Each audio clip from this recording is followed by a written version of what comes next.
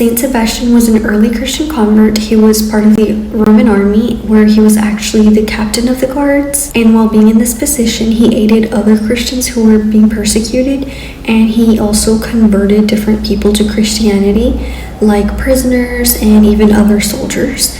And he would basically just practice his Christian faith in secret to avoid being persecuted himself. And everything was good with Saint Sebastian's works until Diocletian became the new emperor, and he was angry at what Saint Sebastian was doing, so he ordered him to be shot with arrows. So they tied Saint Sebastian to a tree and they shot arrows all over his body until they pretty much left him for dead.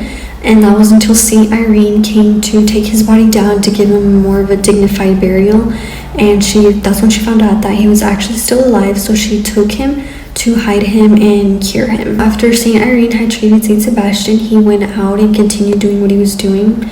And when Diocletian found out that he was still alive, he got mad again and he ordered him to be clubbed to death, and this time he was martyred. Saint Sebastian's feast day is January 20th, and he is the patron saint of soldiers, athletes, archers, and plagues. And this is the rosary that I made inspired by Saint Sebastian. For the Our Father beads, I chose these wood printed beads because he was tied to a tree. And as far as the Hail Mary beads, for some reason this color reminds me a lot of him, so I wanted to use those beads for that reason. And then the bronze centerpiece and crucifix also match really well with the centerpiece and then the rosary just as a whole.